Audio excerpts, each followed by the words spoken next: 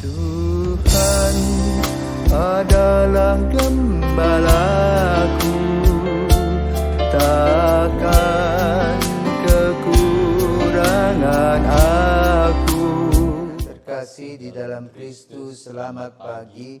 Salam jumpa lagi dalam Sabda Siap Saji, Senin 27 Maret 2023. Hari biasa pekan kelima Prapaskah. Marilah kita berdoa.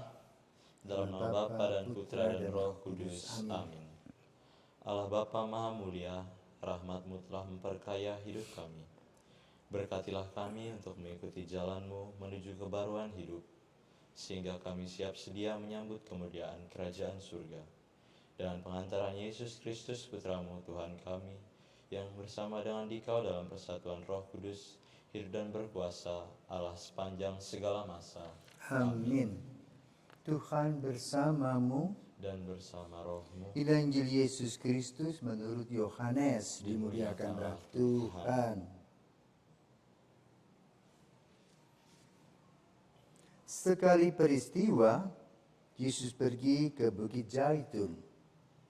Pagi-pagi benar, ia berada di bait Allah dan seluruh rakyat datang kepadanya.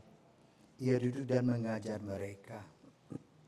Maka ahli-ahli Taurat dan orang Farisi membawa kepadanya seorang perempuan yang kedapatan berbuat zina. Mereka menempatkan perempuan itu di tengah-tengah, lalu berkata kepada Yesus, "Rabi, perempuan ini tertangkap basah ketika ia sedang berbuat zina. Musa dalam hukum Taurat memerintahkan kita untuk melempari dengan batu perempuan-perempuan yang demikian. Apakah pendapatmu tentang hal ini?" Mereka mengatakan hal itu untuk mencoba Yesus supaya mereka memperoleh sesuatu untuk menyalahkannya. Tetapi Yesus membungkuk lalu menulis di tanah dengan jarinya. Dan ketika ia terus-menerus mereka bertanya kepadanya, maka ia berkata, "Barang siapa di antara kamu tidak berdosa, hendaklah ia yang pertama melemparkan batu kepada perempuan itu."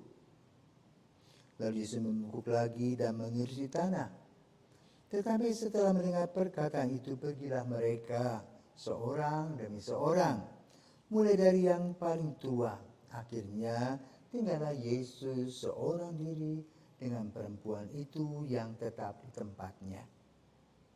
Lalu Yesus berdiri dan berkata kepadanya, "Hai perempuan, di manakah mereka? Tidak adakah seorang yang menghukum engkau?" Jawab perempuan itu, "Tidak ada Tuhan." Lalu kata Yesus, "Aku pun tidak akan menghukum engkau. Pergilah dan jangan berbuat dosa lagi mulai dari sekarang." Demikianlah sabda Tuhan. Terpujilah Kristus. Selamat pagi Romo. Selamat pagi Gibe. Dalam Injil tadi dikisahkan bahwa ada seorang perempuan yang ketahuan berbuat zina. Dan Musa dalam hukum Taurat mengatakan bahwa siapa yang berbuat zina itu harus dilempari dengan batu. Namun dalam Injil tadi dikisahkan kenapa tidak ada orang yang berani untuk melemparinya dengan batu. Ya. Baik. Injil pada hari ini membicarakan tentang satu konteks. Ya. Dosa, akibat dosa, lalu pengampunan.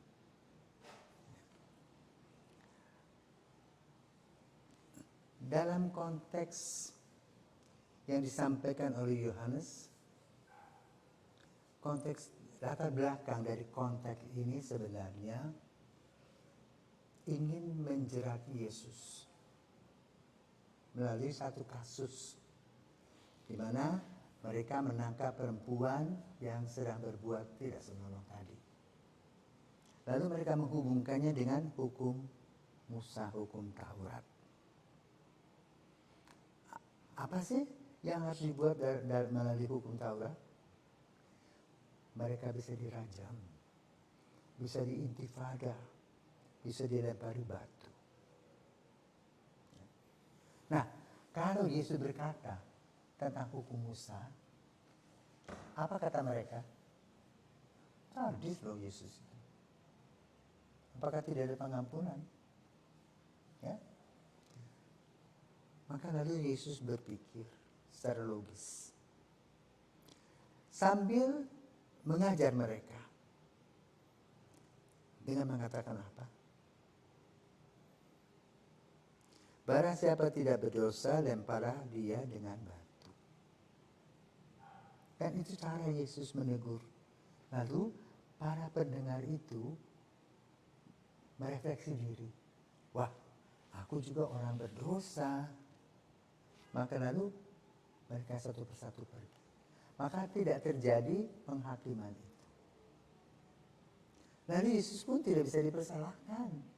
Karena dia memberikan pengajaran yang baru tentang cinta kasih dan pengampunan. Inilah konteksnya. Maka lalu kemudian apa yang gereja refleksi?